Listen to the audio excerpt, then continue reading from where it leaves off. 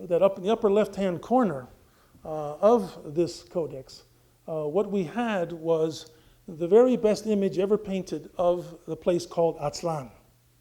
Now, those of you who have lived in New Mexico for a while or in touch with the cultural history, you know that this place called Aztlan is very important to Latinos, Hispanics, Mexican Americans, because it is believed to be the original homeland of the indigenous people who migrated from the north into the center of Mexico and founded Mexico City. And people have all kinds of controversies of where is Aztlan. Some people say, well, Aztlan is in Nayarit. Other people say it's in Arizona. Some people say it's in New Mexico. Recently someone said, oh, they found it in Salt Lake City. But I said, no, it's right here on the map. It's right up here, and I'm going to show you about this. So I knew right away that this was significant for me as a Mexican American and for the studies. The second thing I noticed about the mapa when I looked at it was right in the middle of the mapa was a city. The great city of Cholula. It's the largest. The buildings are here in the middle of this document. And Cholula was the pilgrimage capital of the Aztec period of history. It was the place to which all the peoples in Mesoamerica went to make pilgrimages and often to try to make peace, although there was often warfare there. So I knew right away that this document had two of these very important places on it. I then set about, after talking with Ángeles Espinosa Iglesias, to organize a 5-year study, bringing together 15 scholars from anthropology, religion, art history, ethnobotany, iconography, and a whole series of disciplines, a method I've learned at the University of Chicago. The best way to really develop new knowledge is to bring people from different disciplines together, to look at the multiple dimensions. So we organized this. And some of the things that we found in the early part of our study about the Mapa de Cuauhtinchan, that means the map of the place of the eagle's nest. Cuauhtinchan means the place of the eagle's nest. One of the first things that we learned about this is that this was, through our analysis, painted around 1542 by native Tlaquilos or scribes. It was used in the community for ritual and narrative purposes. It first comes into outsider public knowledge in 1735, when an Italian nobleman named Lorenzo Boturini, having traveled through Spain, where he was acquainted with a woman who was known as the Countess of Santibáñez, a lineal descendant of Moctezuma, a noble descendant of the Aztec king Moctezuma II, gave Boturini a stipend to come to Mexico in order to search for surviving indigenous documents that they could then use in the hopes of trying to make a case to Rome for the apparitions of the Virgins of Guadalupe. They were hoping to find in these colonial indigenous documents evidence that the Virgin of Guadalupe had appeared where she had supposedly appeared. And so Boturini, with cash in hand, comes over to Mexico, and he begins to travel around the country, and he discovers that in the town of Cuauhtinchan, there are this magnificent map, and he goes there and he tries to purchase it. But the elders in the community say, well, no way, we're not going to let you have this thing that is so important to us. He's frustrated by it, and he writes down in his diary, which we have, that he'd gone there, he'd seen this marvelous thing, they wouldn't let him have it, and he went on. We never hear again about this document until 1892. What happens is in 1891, an academic journal comes out in Spain saying that in the town of Cuauhtinchan, near Puebla, how many of you have been to Puebla, Mexico? A number of you know where Puebla is. So near Puebla, it comes out in 1891 that the indigenous scribes there are still guarding a trove of pictorial manuscripts. In that year, 1892, Spain is about to celebrate the 400th anniversary of Columbus's landfall with a huge exhibition in Madrid. They want to have this mapa, this document sent to Madrid for the exhibition. They send people to Cuauhtinchan. They ask them if they can borrow it. Of course, the indigenous elders say no way, but they allow them, the indigenous elders allow an Italian to make a copy of the Mapa de Cuauhtinchan. These are images of the copy. This goes to Madrid. It becomes a sensation, and people in Europe are somewhat aware of what is really waiting for some future person to come and get it in Mexico. This document stays in the community. It stays in the community until 1933, used in ritual and storytelling purposes. By then, the community is weaker, and the document goes into a museum in Puebla. It stays in the museum in Puebla. Now, in the 1960s in Mexico, the Mexican anthropologists and archaeologists are really getting themselves organized, and they have a very powerful organization called the Instituto Nacional de Antropología y Historia. And this organization decides to make sure that all of these indigenous national treasures are registered by the government. People know where they are and so forth and so on. They go to the museum, they see what it is, and this becomes registered as a national treasure.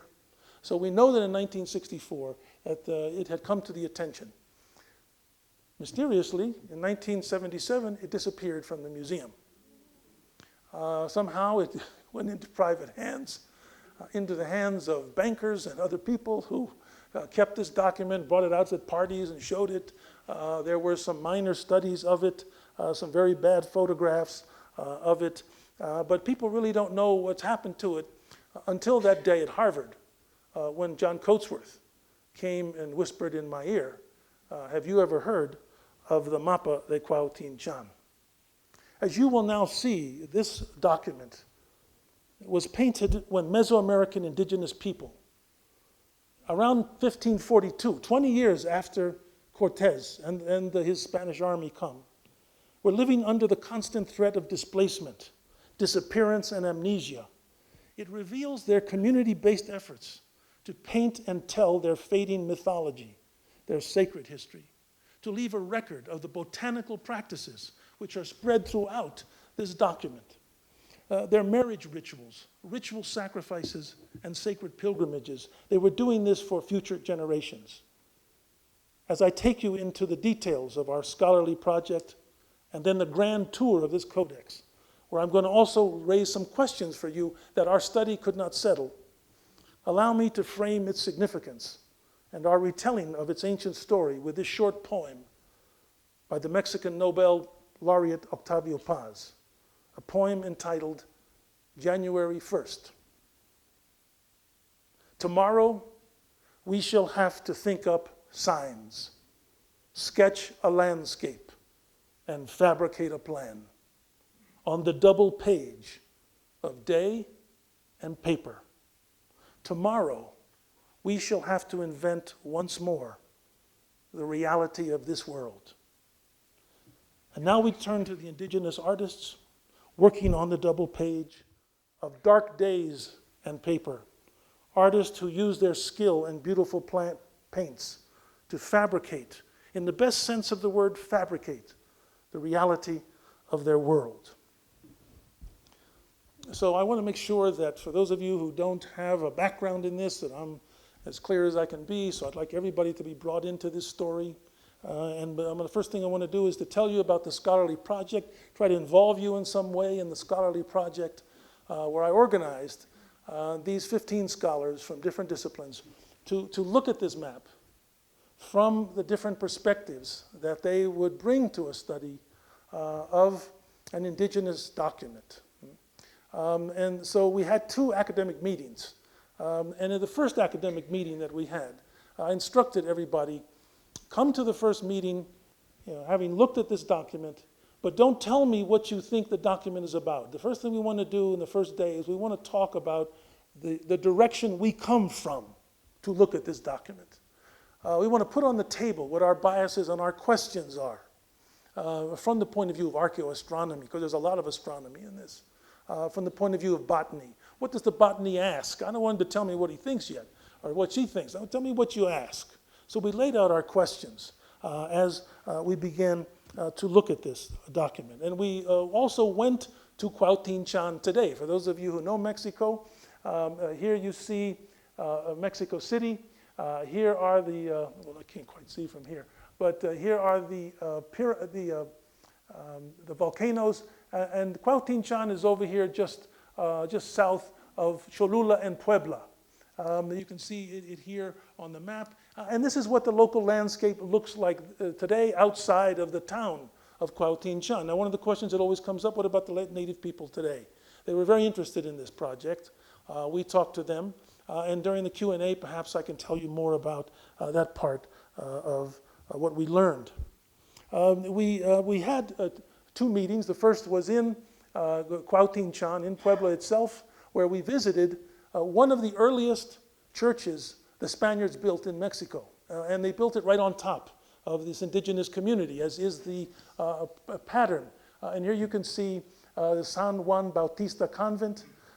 We also took graduate students with us out to the field, and here we are looking at the mapa itself and locating places on the landscape. And actually this tree, this thick vegetation behind us, this is actually the main pyramid.